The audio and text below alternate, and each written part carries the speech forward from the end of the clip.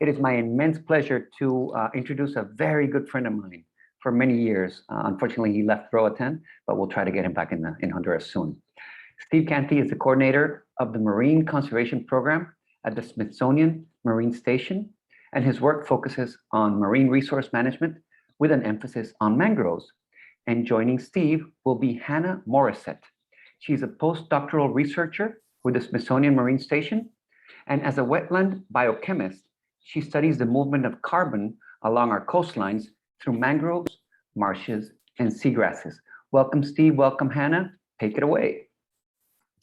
Thanks, everybody. It's great to be here and give a little spotlight to mangroves as well. And sorry, I'm losing my voice, so I'm going to speak as quickly as I can to keep it for as long as I can. So some great updates of mangroves from the MAR. There's a lot of really good work going on. And so today I'm going to be presenting not just our work, but from people from across the region. And as you may know, about 3 to 4 years ago, we launched the Mesoamerican Mangrove and Seagrass Network as an online platform.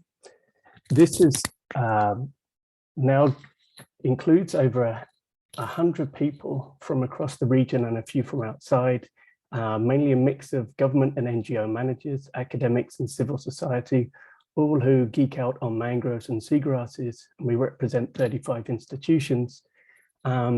And if you're interested in joining, there's an email address here and I can put it in the chat a bit later. So you can just send an email to this group and you can definitely become part of this. It's a sort of safe place for all of us mangrove and seagrass nerds to share what we know, our experiences and our knowledge, research that's coming out, and any surveys or documents and reports that might be of interest. It's a great place where we can all just keep up to date on what's going on in the region. One of the biggest outputs from this has been that many of these people have been involved with the development or co-development, importantly, of the regional mangrove management strategy. And that was led by the MAR Fund, the Smithsonian, and the MAR2R program, and culminated in a sort of 2.5, 3-day workshop in Guatemala. And the management strategy was launched in 2020. So we're a little bit of the way through that now. And from that, there was these 5 key pieces that came out of action areas of interest from this group of over 70 people at the workshop, but over 100 people contributing to this in total, was what's going on with mangroves and ecosystem-based adaptation. How can we monitor and evaluate mangroves and the management strategies that are affecting them? Mangrove mapping. Each of the 4 countries have some maps, but they're all done slightly differently. How can we scale up restoration, and what's the potential for blue carbon in the region?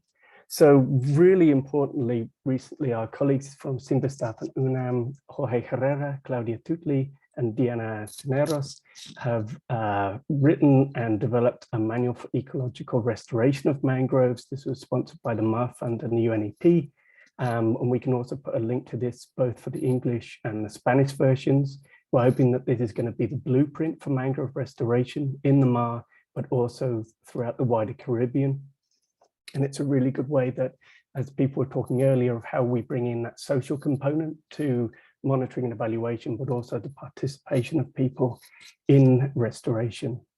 Some of the work that I've been involved in has been the mangrove mapping and bringing together a tool, Google Earth Engine, using Sentinel-2 imagery to really, for the first time, map mangroves across the region, across all 4 countries, using the same technique and imagery. And so we now have maps which are just undergoing the final pieces of quality control before we're able to share them with you all. But now we have maps for each of the 4 countries and with good estimates of the mangrove cover across the 4 countries. This work was led by Jordan Cecil, pictured here from Stanford University.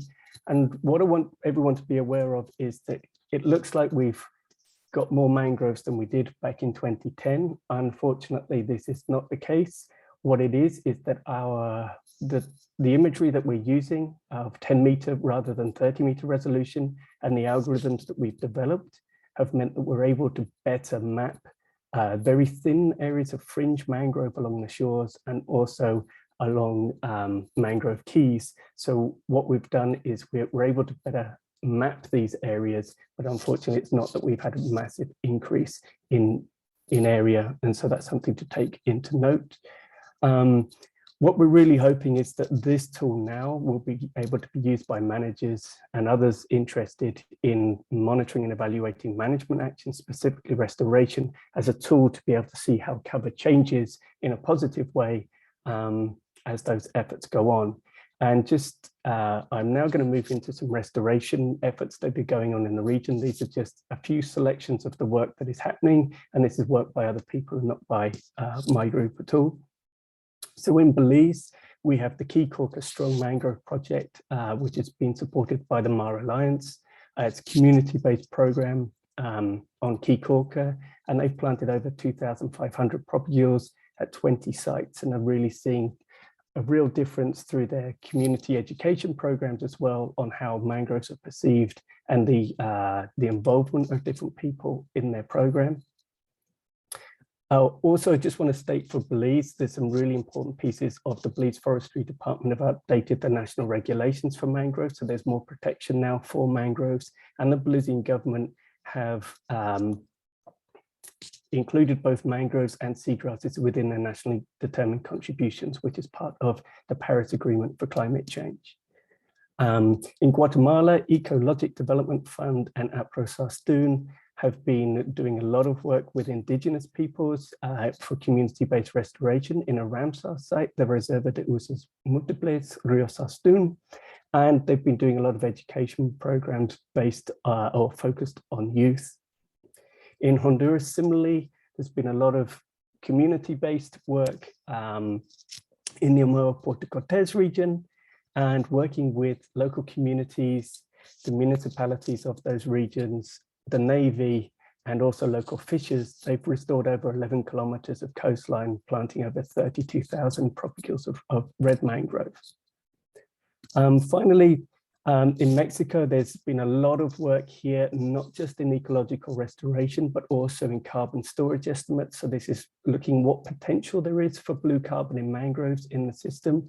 Although a lot of this work is in the Gulf of Mexico, there are 3 important sites within the MAR, and much of this work has been going on now for a couple of decades. And they've had some really good results of in the restoration, where these communities have gone from literally nothing to almost fully grown mature stands.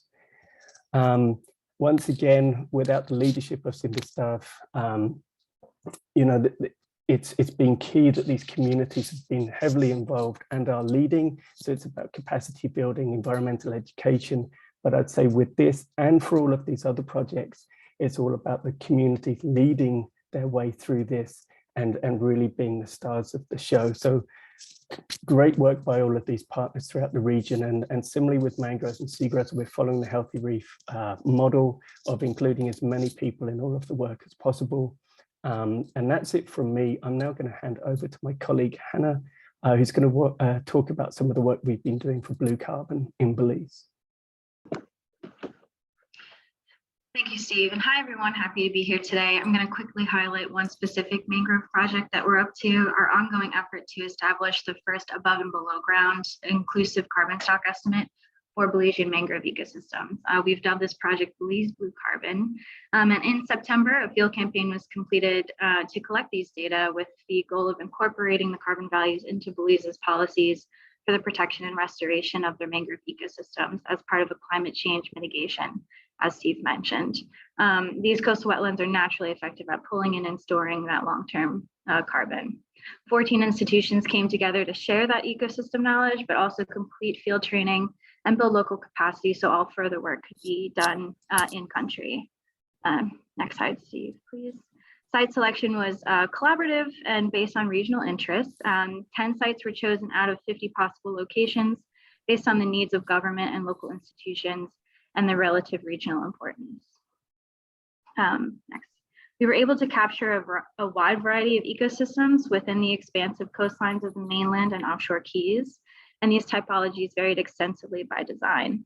Variations included condition, healthy, degraded, recovering, ecotypes, tall, medium, and dwarf stands, distribution from the mainland and mainland riverine and lagoon ecosystems to the Keys.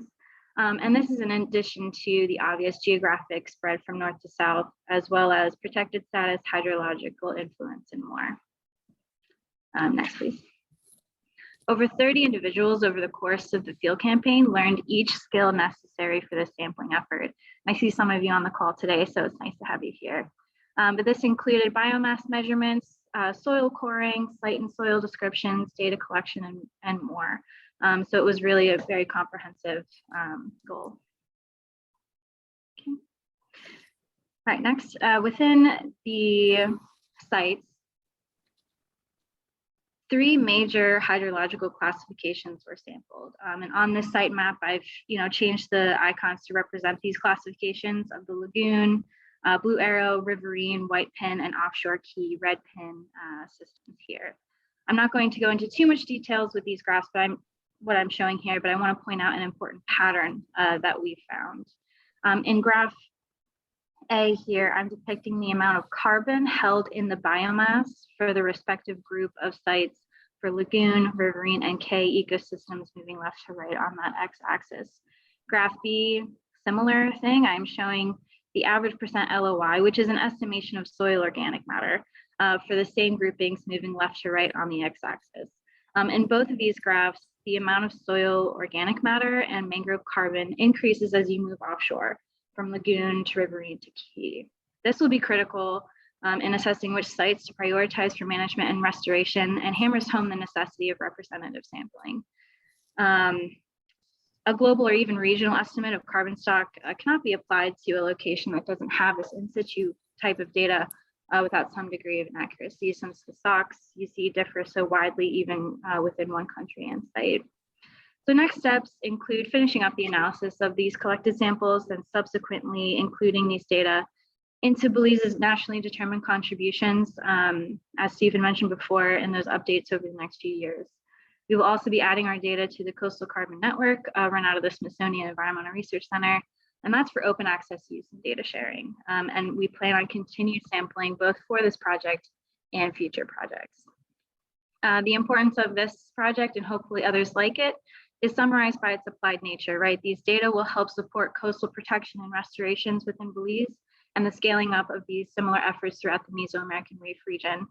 We need to assess these systems as a whole to learn about the connectivity between mangroves and the reef. And a healthy reef and healthy mangrove stand often go hand in hand. So this type of project is a great step towards that understanding. Many thanks to all the collaborators listed here, without which this work would not have been possible. So thanks again. Hey, thank you, Hannah and Steve. That was really great.